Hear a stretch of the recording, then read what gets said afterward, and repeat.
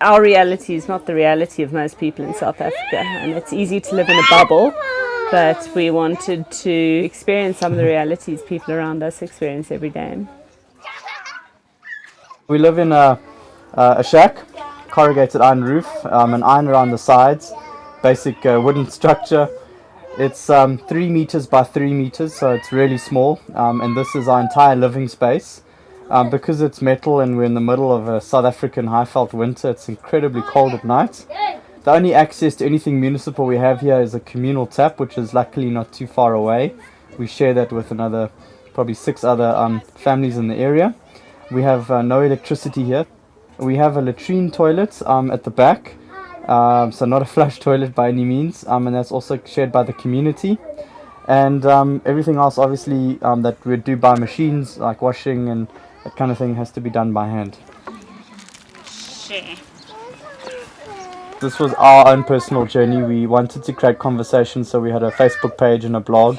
And then we've really just been overwhelmed through word of mouth that's then spread to media, both locally and internationally now.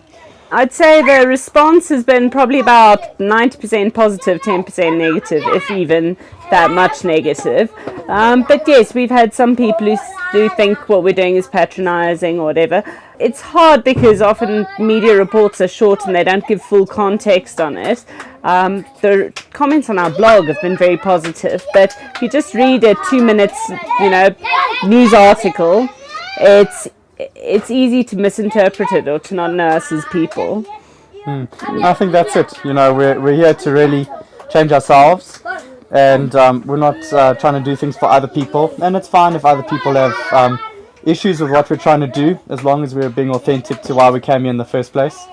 And I think anything in life, there are going to be people that like and don't like what you do, and most important thing is to do things because you want to be doing it.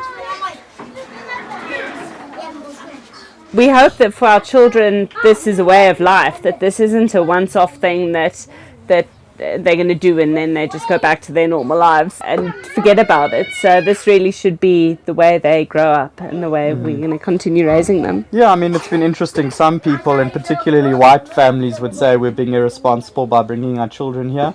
I would actually say we're being quite responsible in showing them the realities of their country and helping them be better able to integrate socially, rather than looking at almost the superficial risks you associate with an environment like this.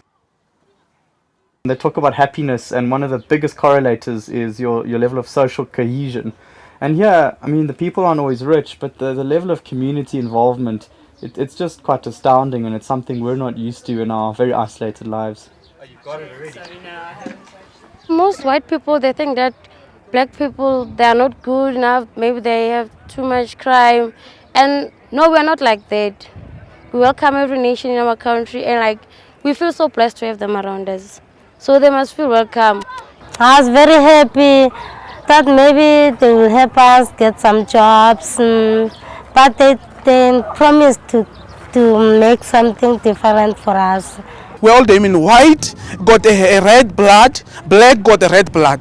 So I'm not surprised why they're staying here with us, just because yes, they're the human being. Sometimes you notice that when you move around cities, you see white people, when they want to close their cars, they check if there's no black man outside there or what. They are scared of us, and we don't know because this is just a color.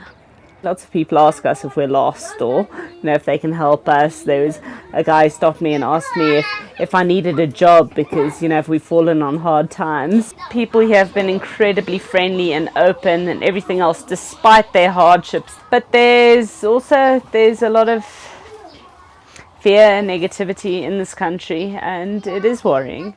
We're 18 years into our democracy. It just shows there's huge disconnects between especially what the middle class think of the lifestyles of people like this and how disconnected they are on such a daily basis. So I think the tension's been good to get conversation going, but we're a bit worried about what it says around how that conversation's happening nationally.